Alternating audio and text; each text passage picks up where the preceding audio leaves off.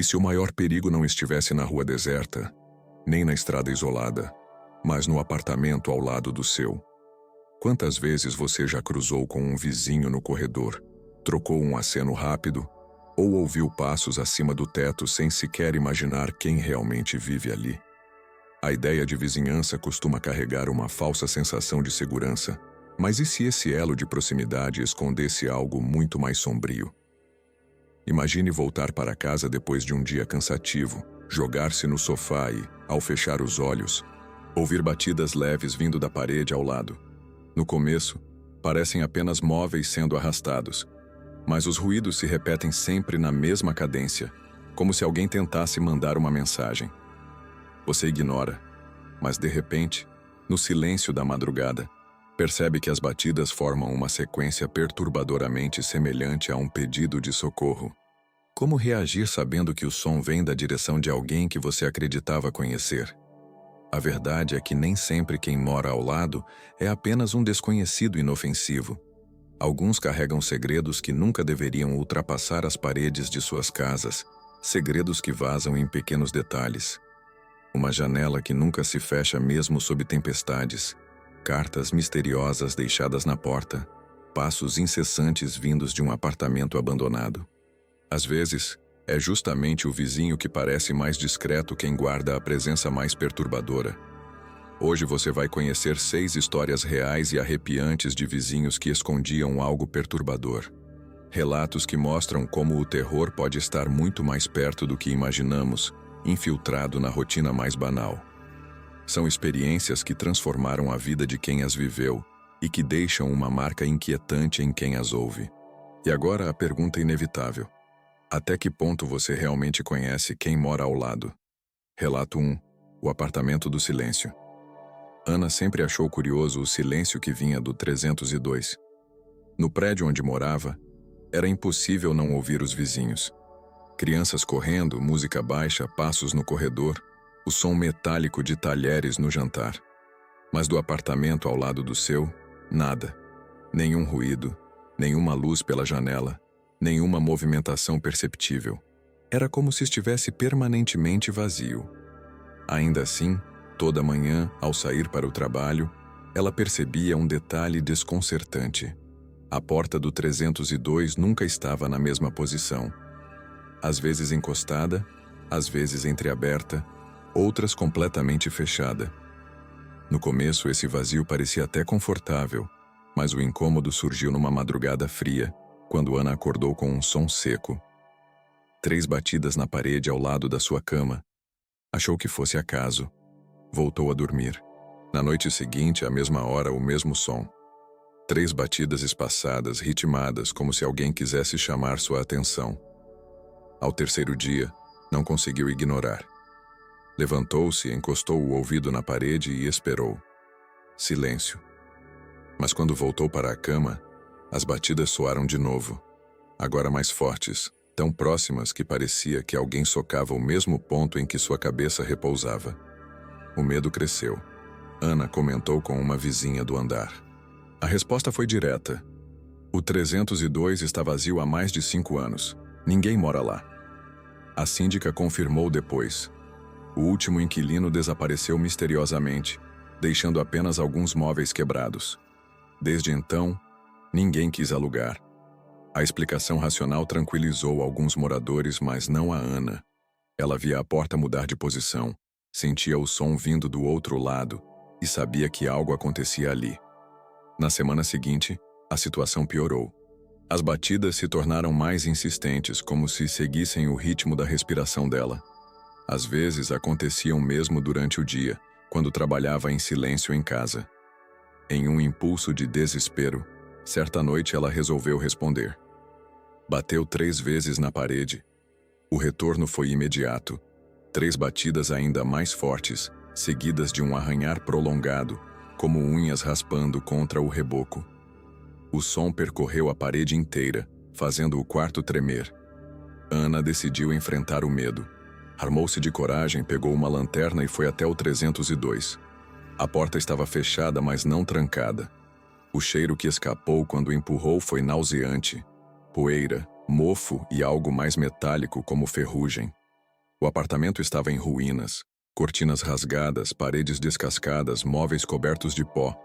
Nenhum sinal de vida recente, exceto no quarto encostado ao dela. Ali, a parede estava marcada por dezenas de arranhões, alinhados na altura de uma pessoa deitada. Eram como cicatrizes profundas feitas repetidamente no mesmo ponto. Ana iluminou o chão e sentiu o estômago revirar. Uma mancha escura, fresca, escorria lentamente pela fresta da parede, avançando em direção à madeira podre. Assustada, recuou e, ao sair, notou algo que a fez gelar ainda mais. A porta que deixara entreaberta estava agora escancarada, como se tivesse sido empurrada de dentro. Sem esperar, saiu correndo pelo corredor e voltou para seu apartamento. Naquela noite, as batidas não pararam.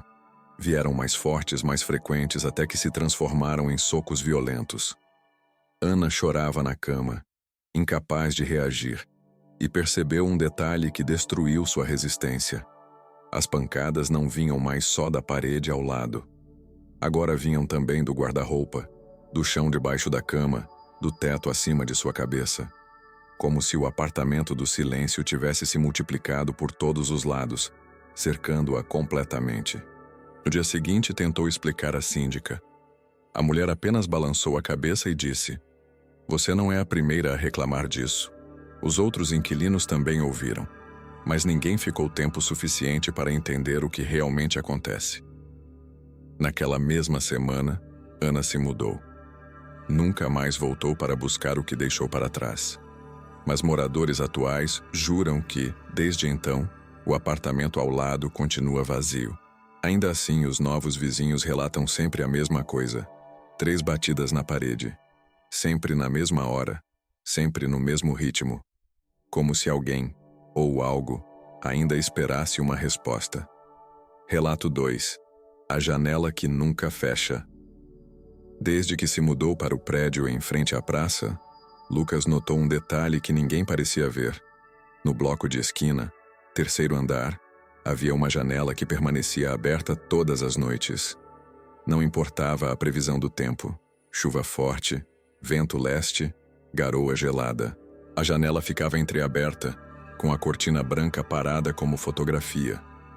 Nos primeiros dias, ele achou que fosse mania de algum morador. Com o tempo, percebeu a estranheza principal. A cortina não se movia, nem quando as árvores da praça se curvavam sob rajadas. Era um tecido esquecido do vento, como se o ar tomasse outro caminho para não tocar aquele vão. As noites de insônia fizeram Lucas adotar um ritual. Apagava a luz do quarto, encostava o ombro no parapeito e observava o retângulo aceso do outro lado. Às vezes havia um vulto recortado pela luz amarelada.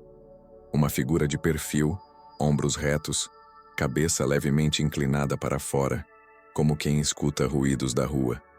Ele tentava captar um gesto mínimo, um piscar de olhos, um ajuste de postura, qualquer coisa que traísse a humanidade daquela presença. Nunca aconteceu. A figura permanecia imóvel por minutos longos demais para qualquer pessoa comum. Durante o dia, a janela sumia. As janelas vizinhas exibiam persianas, plantas, varais improvisados. Aquela não, parecia apagada da fachada.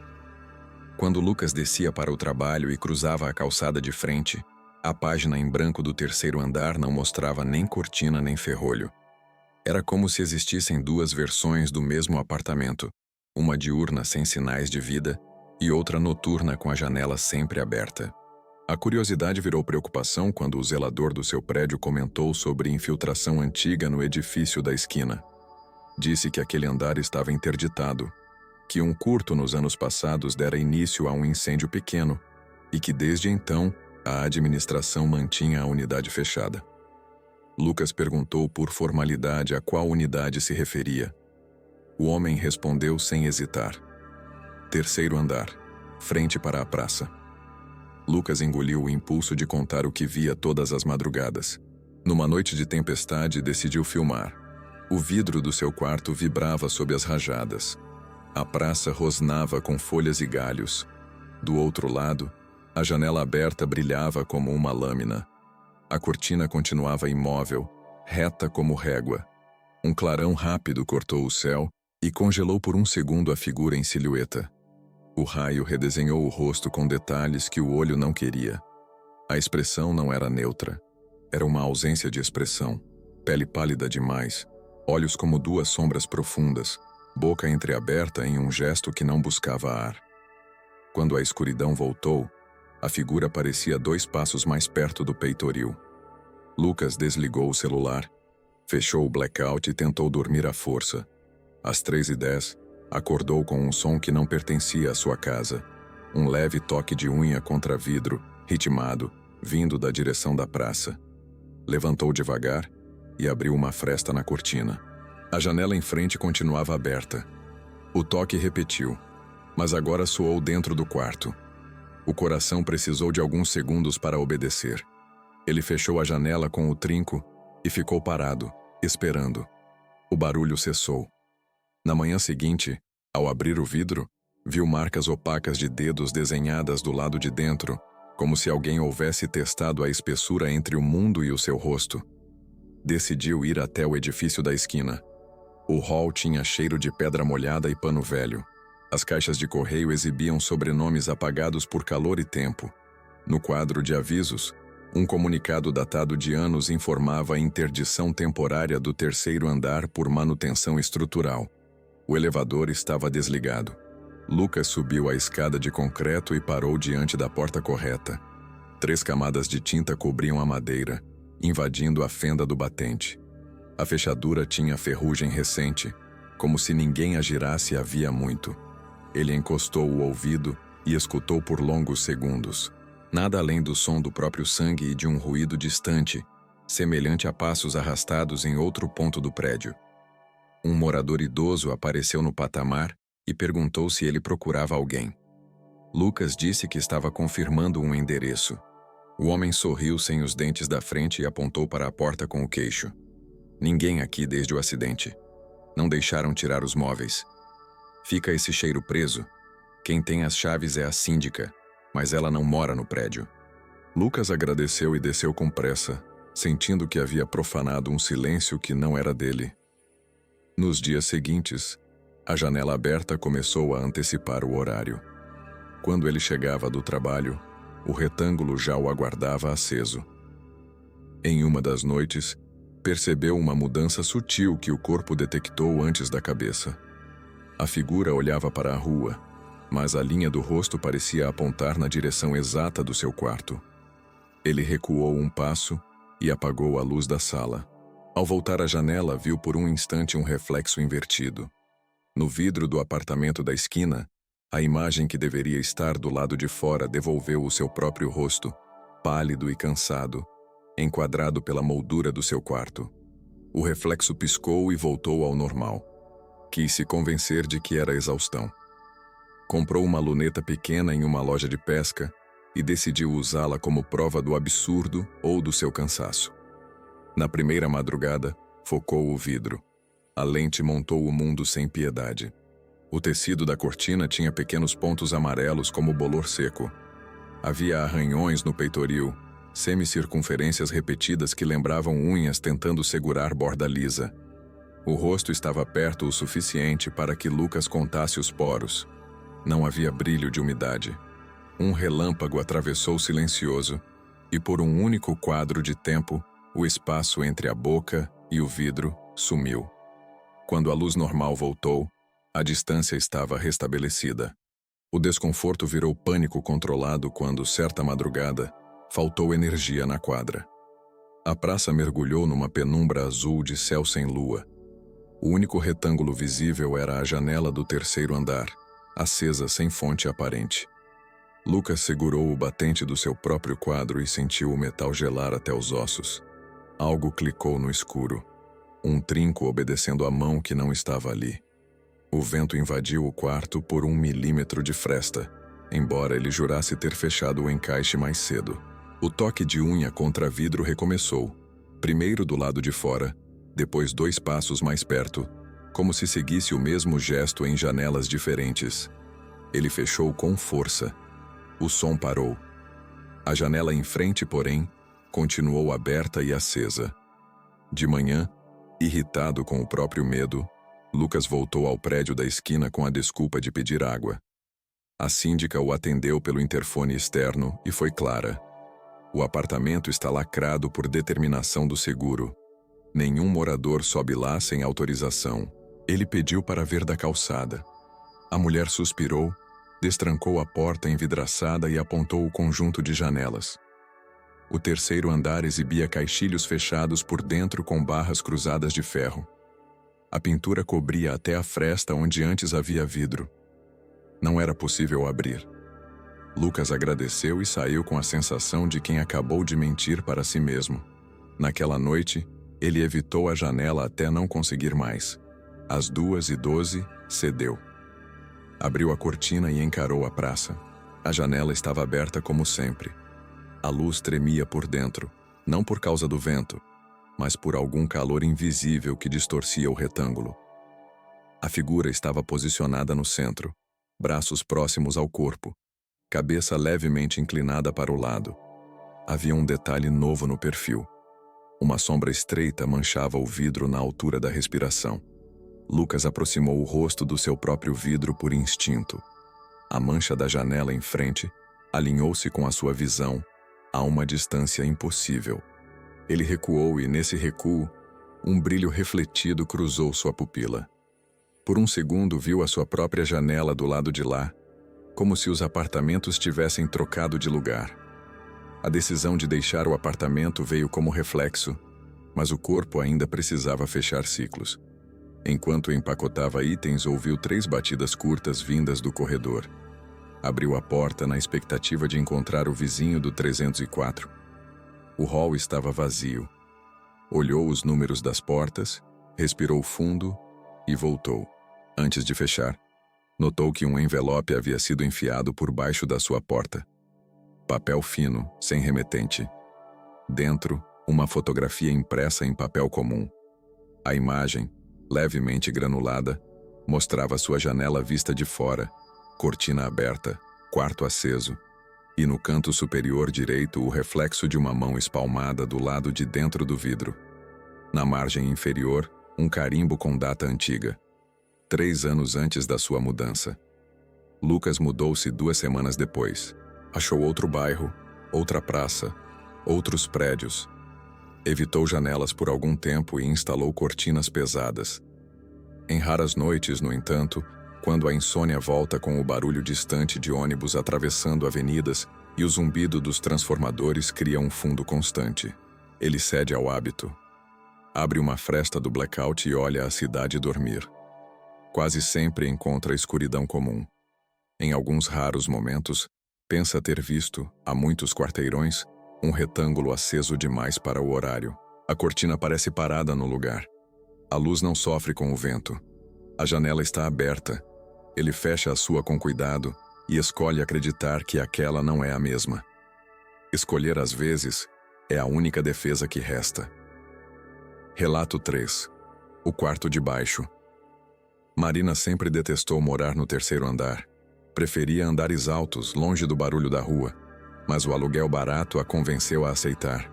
O prédio era antigo, cheio de corredores estreitos e portas pesadas de madeira. Logo na primeira noite percebeu um detalhe estranho. Do apartamento abaixo do seu, o 201, vinha o som constante de passos. Não eram passos apressados, mas um andar lento, pesado, que se repetia a madrugada adentro. Pareciam os movimentos de alguém que andava em círculos, sem parar. No início, Marina se incomodava, mas buscava explicações racionais. Talvez um morador noturno, alguém que sofria de insônia, ou simplesmente tinha mania de andar pela casa. Tentou ignorar, até que numa reunião do condomínio decidiu perguntar discretamente sobre os vizinhos do 201. A síndica respondeu sem titubear. Mas o 201 está fechado. Ninguém mora lá desde o falecimento do último proprietário, anos atrás. Marina riu nervosa, acreditando ser um engano. Mas naquela noite, os passos começaram exatamente às 2 da manhã, firmes, arrastados, fazendo o assoalho ranger de maneira compassada. A cada volta parecia que a pessoa parava por alguns segundos debaixo da cama dela, como se escutasse sua respiração.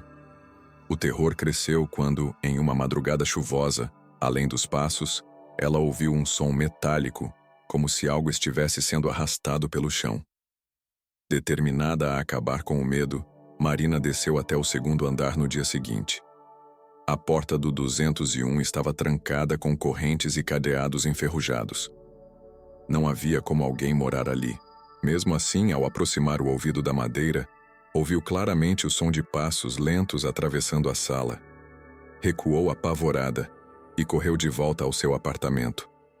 As noites seguintes foram ainda piores. Agora, os passos pareciam segui-la pela casa. Quando ia até a cozinha, escutava os movimentos abaixo em sincronia com os seus. Quando parava na sala, ouvia o ranger do chão exatamente no mesmo ponto, como se alguém caminhasse refletindo seus gestos. E então veio o detalhe mais perturbador. Certa madrugada, ao se deitar e encostar o ouvido no travesseiro, ouviu a respiração debaixo do piso. Não era imaginação. Era uma respiração lenta, arrastada, que se acelerava quando ela prendia a própria. Marina começou a perder o sono. Decidiu registrar os sons. Colocou o celular gravando durante a madrugada. No dia seguinte, ouviu as gravações e quase deixou o aparelho cair das mãos. Primeiro, os passos. Depois, um arranhar contra a madeira, como unhas raspando. Por fim, uma voz grave, abafada, repetindo seu nome 3 vezes. O arquivo terminava com um estalo seco, como se algo tivesse batido contra a estrutura. Desesperada, chamou o zelador e pediu para que verificassem o 201. Ele recusou, visivelmente desconfortável. Confessou que todos os antigos moradores do 301 haviam reclamado do mesmo problema. Barulhos inexplicáveis vindos do apartamento vazio. Alguns haviam se mudado em questão de semanas. Nenhum deles conseguira passar mais de 6 meses ali. Numa última tentativa de confronto, Marina bateu no piso com um cabo de vassoura. 3 vezes, como se desafiasse a presença. A resposta foi imediata. 3 batidas ainda mais fortes vindas debaixo de sua cama, seguidas de um arrastar pesado como se algo enorme tivesse se movido pelo chão do 201. Na manhã seguinte, ela desceu novamente. A porta do apartamento vazio estava aberta. Não havia ninguém. Apenas um cômodo empoeirado e cheio de marcas no chão. Círculos escuros no mesmo ponto onde os passos se repetiam noite após noite. Entre os círculos, arranhões profundos riscavam o assoalho, convergindo para o teto, exatamente onde ficava a cama de Marina. Ela se mudou poucos dias depois. Nunca voltou para buscar parte dos móveis. O prédio ainda está de pé, e moradores atuais garantem que o 201 continua trancado. Mas quem vive acima jura que, de madrugada, ainda é possível ouvir passos lentos, circulares, atravessando a escuridão, como se alguém estivesse preso ali embaixo, repetindo para sempre a mesma caminhada. Relato 4. As cartas não entregues. No prédio onde Caio morava, havia um vizinho discreto demais para passar despercebido. Chamava-se Seu Álvaro, homem de meia-idade, sempre vestido com camisas sociais amassadas e um olhar que raramente se fixava em alguém. Cumprimentava com um aceno breve e sumia para dentro do 402. Aparentemente inofensivo, exceto por um hábito que começou a inquietar os moradores. Deixava cartas dobradas por baixo das portas dos vizinhos, sempre escritas à mão, em papel amarelado e com caligrafia antiga. No início eram mensagens cordiais. Boa noite, percebi que seu cachorro latiu mais do que o normal ontem. Está tudo bem? Ou, notei que você voltou mais tarde do trabalho. Espero que esteja em segurança. Palavras estranhas apenas pelo excesso de atenção, mas ainda aceitáveis. Com o tempo, as cartas começaram a mudar. Tornaram-se mais íntimas, revelando detalhes que não deveriam ser visíveis. Você cochilou no sofá ontem à noite com a televisão ligada. O controle caiu no chão às 23h14. Ou, seu filho esqueceu a luz do quarto acesa, e às 2h37 se mexeu 3 vezes na cama. Caio recebeu a primeira carta numa sexta-feira chuvosa. O bilhete dizia: Gostei do livro que você deixou em cima da mesa, aberto na página 147. A parte em que o personagem percebe que não está sozinho é fascinante. O coração dele disparou. Ninguém havia entrado em seu apartamento, mas o detalhe era real. O livro estava exatamente naquela página. Como Álvaro podia saber? Nos dias seguintes, mais cartas surgiram. Cada uma descrevia momentos mais privados, como se alguém observasse cada segundo de sua vida dentro de casa. Caio começou a perder o sono, imaginando onde poderiam estar câmeras escondidas. Revistou cada cômodo, desmontou luminárias, verificou tomadas. Nada. Ainda assim, as cartas continuavam chegando, descrevendo até o que ele pensava em voz baixa. Você hesitou diante do espelho ontem à noite. Parecia se perguntar se realmente era você quem olhava de volta. A situação se agravou quando outros vizinhos começaram a comentar sobre bilhetes semelhantes. Uma senhora recebeu uma carta descrevendo sua conversa ao telefone com a filha, detalhe por detalhe. Outro morador encontrou uma folha com o registro da quantidade exata de goles de água que tomou durante a madrugada. A paranoia tomou conta do prédio, mas ninguém ousava confrontar Álvaro diretamente. Caio decidiu encarar a situação. Esperou até a madrugada e ficou de vigia pelo olho mágico, olhando a porta do 402. Às 3h30, viu a maçaneta girar devagar. A porta se abriu apenas o suficiente para que uma mão pálida, longa demais, se esticasse pelo corredor, segurando um papel. A mão avançou sem corpo visível, atravessando o corredor silencioso, e depositou a carta debaixo da porta dele. O sangue gelou. Não ouviu passos, não houve som de movimento. Apenas o fechar suave da porta em seguida. Tremendo, abriu o bilhete. Estava escrito: "Não adianta vigiar. Eu também estou dentro." No dia seguinte, Caio tentou denunciar a administração, mas quando a síndica foi ao apartamento 402, encontrou a porta trancada com correntes pelo lado de fora. A fechadura estava coberta de poeira, como se ninguém entrasse há meses. Um vizinho mais antigo comentou, quase em sussurro: "Álvaro morava aqui, sim, mas desapareceu há mais de um ano. Nunca mais vimos." Desde então, as cartas não pararam de surgir. Chegam embaixo das portas durante a madrugada, sempre descrevendo algo que acabou de acontecer dentro de cada apartamento. Alguns moradores já se mudaram, incapazes de suportar a ideia de que suas vidas são observadas sem descanso. Caio, porém, ainda permanece, vivendo cada noite com o pavor de acordar e encontrar outra carta à sua espera, revelando segredos que nem ele mesmo admitia em voz alta. Relato 5. A Casa do Portão Vermelho. A rua era tranquila, de casas térreas com jardins pequenos e cães sonolentos.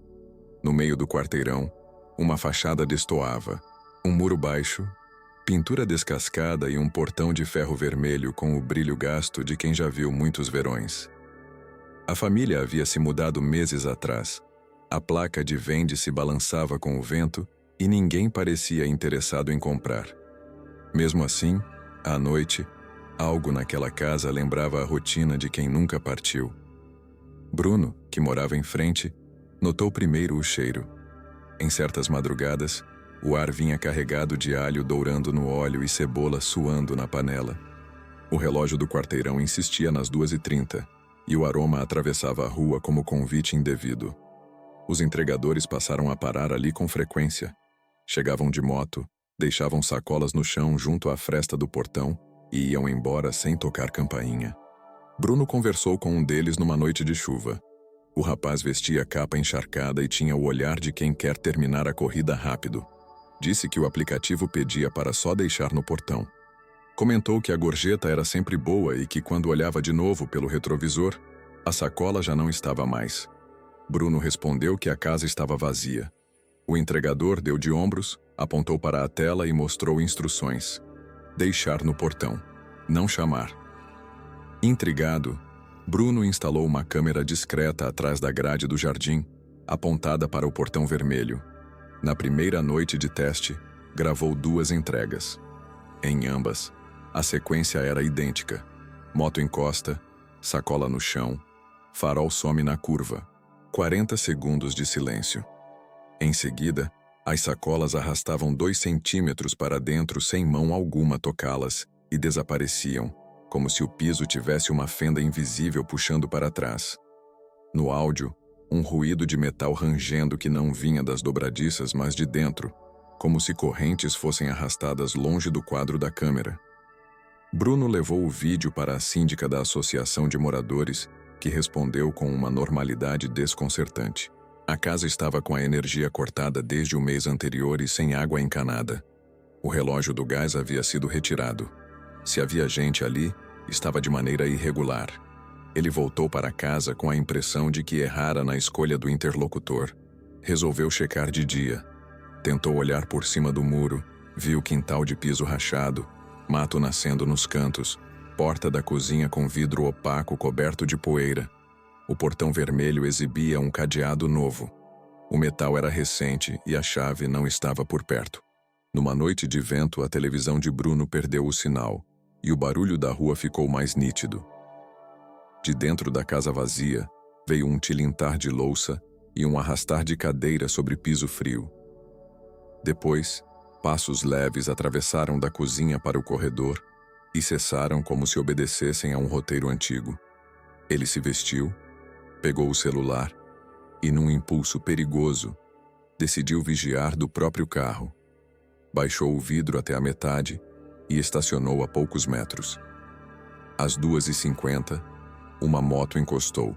O entregador repetiu o ritual. Sacola no chão, foto pelo aplicativo, partida imediata.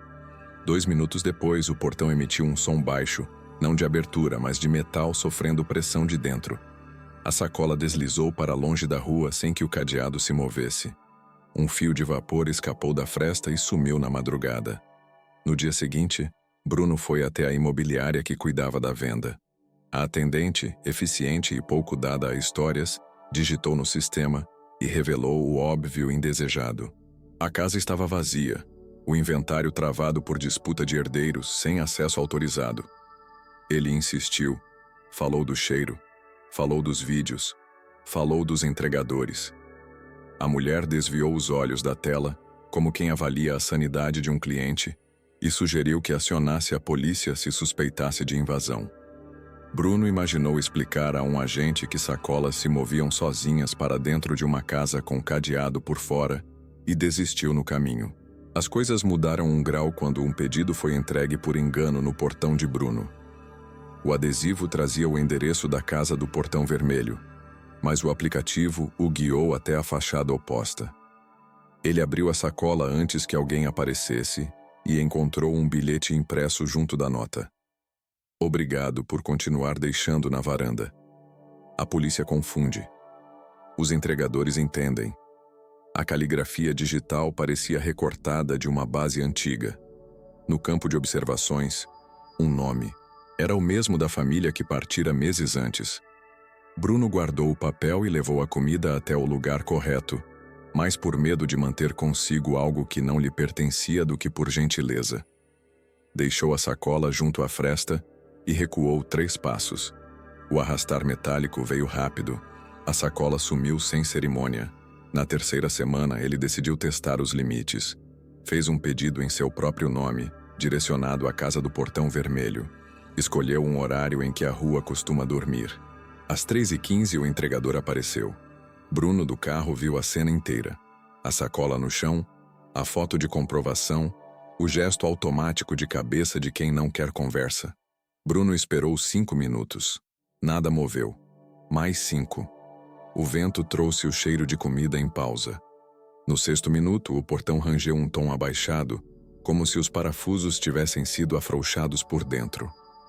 A sacola deslizou num movimento liso. Quando encostou no batente, algo a ergueu por um segundo como mão encoirada que não se dá ao trabalho de levantar. No mesmo instante, o celular de Bruno vibrou com a confirmação. Pedido entregue, foto anexada. A imagem mostrava a sacola na mesa da cozinha da casa do Portão Vermelho, sobre uma toalha xadrez, ao lado de 2 pratos vazios. No outro dia, fez sol de inverno e a rua parecia mais viva. Bruno aproveitou a coragem diurna para bater palmas em frente ao portão. Esperou. Contou 20 passos mentais, bateu de novo. Ninguém atendeu. Um vizinho mais antigo, que varria folhas com o ritmo de quem acumula anos no mesmo endereço, ergueu os olhos. Disse que a família saiu apressada após uma perda, que o filho mais novo ficou doente e que nada mais ali deu certo. Comentou que durante um tempo ainda ligavam luzes até que cortaram. Bruno perguntou das entregas, dos cheiros, das sacolas. O homem encostou o cabo da vassoura no muro e respondeu com voz baixa: "Quem tem fome come de onde acostumou." Depois caminhou de volta sem esperar mais perguntas. Certa madrugada, uma queda de energia apagou a rua. As casas mergulharam em sombras e só a luz da lua desenhava contornos.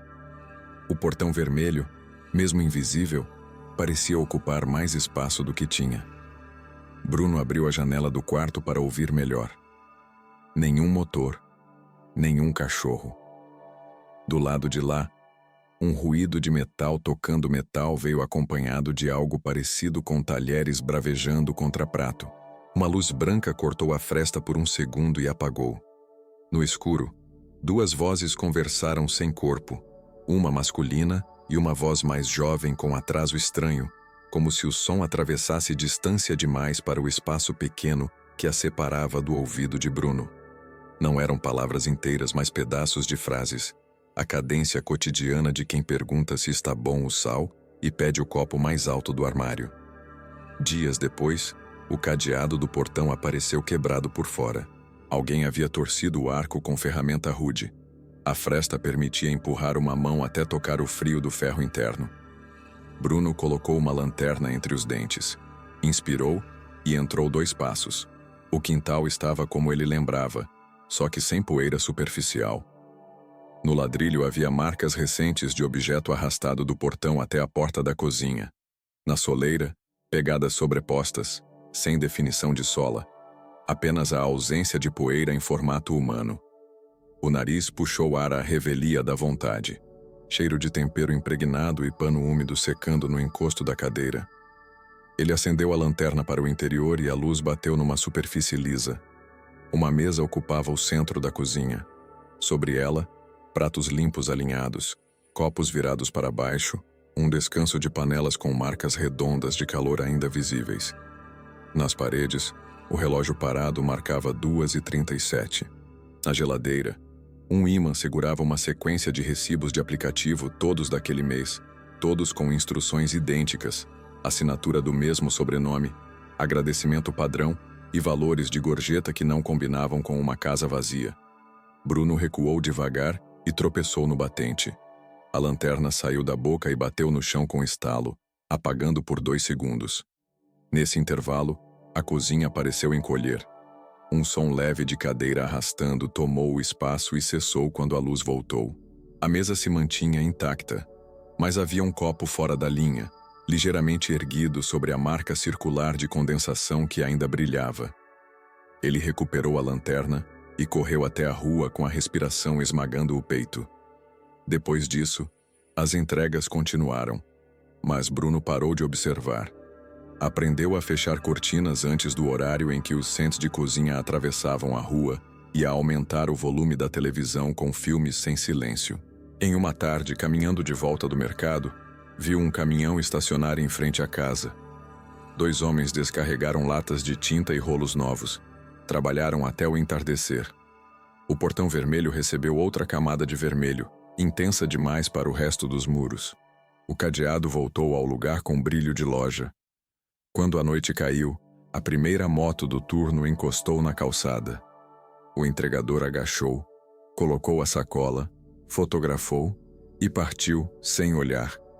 Bruno não esperou os 40 segundos. Alguns meses depois ele se mudou de endereço.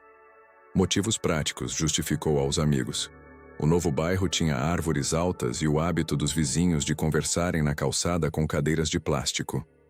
Em certas noites, porém, quando o vento muda e traz cheiros de longe, ainda é possível reconhecer no ar aquela mistura precisa de alho e cebola que só começa a aparecer na rua quando a madrugada já passou do meio. Em outras, quando passa por qualquer portão pintado de vermelho recente, ele evita olhar por baixo. Às vezes o medo não quer provas, quer distância. Relato 6. O sótão compartilhado. No prédio de 4 andares onde Helena morava, ninguém falava muito sobre o sótão. Oficialmente era apenas um espaço de armazenamento, cheio de caixas velhas, engradados esquecidos e fios expostos. O acesso ficava atrás de uma porta pesada, no último patamar da escada, raramente usada.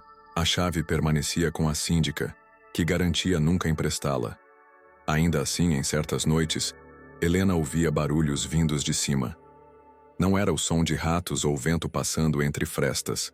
Eram passos lentos, acompanhados de arrastar de objetos, como móveis sendo deslocados de um lado para o outro. No início, pensou ser imaginação, mas logo percebeu que os ruídos tinham padrão. Sempre começavam por volta das 2 da manhã e duravam até perto das 4. Mais inquietante era notar que, às vezes, coincidiam com o que acontecia em seu próprio apartamento. Se mudava a cama de lugar, horas depois ouvia o mesmo arrastar repetido no andar acima.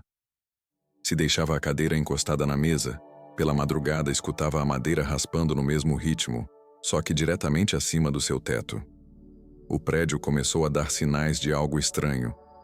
Alguns moradores relataram encontrar pequenos buracos no forro, como se alguém tivesse puxado fragmentos do teto para espiar.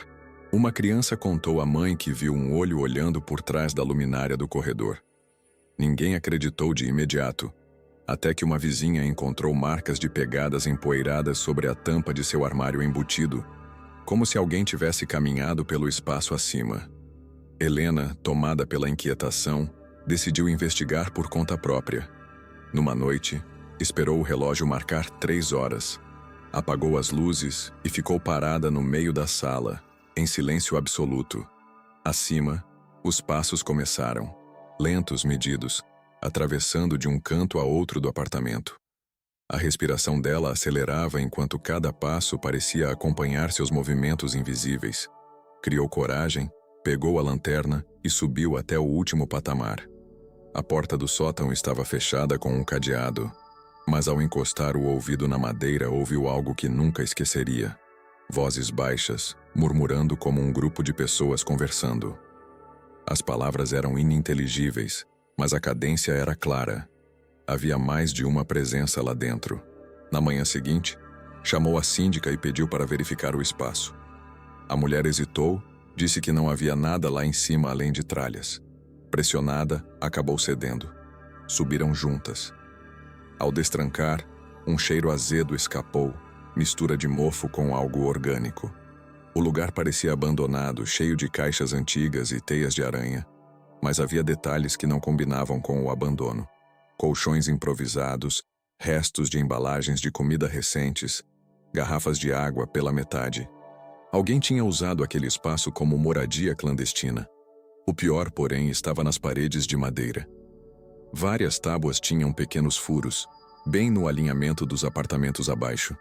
Cada buraco revelava um ponto de observação, mirado para quartos, salas e cozinhas.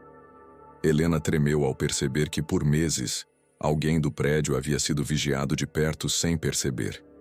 A síndica trancou a porta outra vez e prometeu chamar a polícia. Naquela noite, o prédio inteiro se recolheu mais cedo, tomado pelo desconforto. Mas por volta das 3, Helena acordou com o som do cadeado estalando. O barulho ecoou pelo encanamento e, segundos depois, passos começaram a se mover novamente pelo teto. Só que dessa vez não eram lentos nem calculados. Eram corridas rápidas atravessando de um lado a outro, como se alguém quisesse mostrar que ainda estava ali. Dias depois, quando os policiais foram chamados, encontraram o sótão vazio. As embalagens haviam desaparecido. Os colchões sumiram. E até os buracos nas tábuas tinham sido cobertos por madeira nova. Era como se alguém tivesse limpado tudo na pressa de desaparecer. Nenhum suspeito foi identificado. Ainda hoje, nas madrugadas silenciosas, Helena e outros moradores garantem ouvir o mesmo som de passos leves percorrendo o teto, às vezes parando exatamente sobre o quarto onde alguém tenta dormir.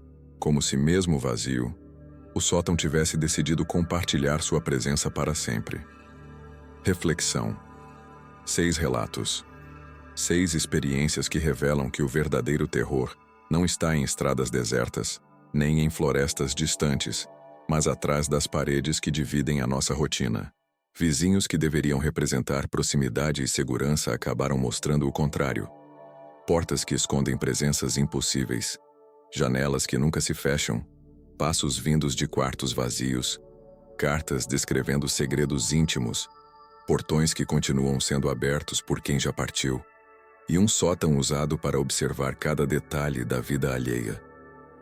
Essas histórias expõem algo perturbador. A falsa sensação de que conhecemos quem mora ao lado. Mas e se o sorriso no corredor for apenas uma máscara? E se a janela iluminada às 3 da manhã não esconder apenas insônia, mas algo que nunca deveria estar olhando de volta? A cada batida na parede, a cada sombra projetada, a cada ruído noturno, fica a dúvida. Até que ponto a vizinhança é realmente feita de pessoas? Talvez os vizinhos que parecem mais discretos sejam justamente aqueles que guardam segredos maiores. Talvez o silêncio não seja ausência de vida, mas uma forma de disfarçar algo que respira muito perto, esperando para se revelar. E talvez, ao terminar este vídeo, você comece a ouvir com mais atenção os ruídos vindos do outro lado da parede. Porque a pergunta inevitável continua ecoando. Você realmente conhece quem mora ao lado? Se essas histórias fizeram você olhar diferente para o silêncio do seu prédio, deixe o seu like e compartilhe este vídeo. Talvez alguém próximo precise desse aviso antes de descobrir tarde demais que não está sozinho entre 4 paredes. E se você ainda não é inscrito, prepare-se. Aqui, cada relato é mais do que uma simples narrativa. É um lembrete de que o perigo pode estar onde menos esperamos. Até no apartamento ao lado. A cada novo vídeo, você será levado para dentro de experiências reais e perturbadoras que mostram como o terror pode estar escondido em detalhes aparentemente banais. Então inscreva-se agora e ative as notificações. Mas pense bem antes de dormir hoje. Quando a casa estiver silenciosa e você ouvir um som vindo da parede, da janela ou do teto, vai ter certeza de que é só o vento?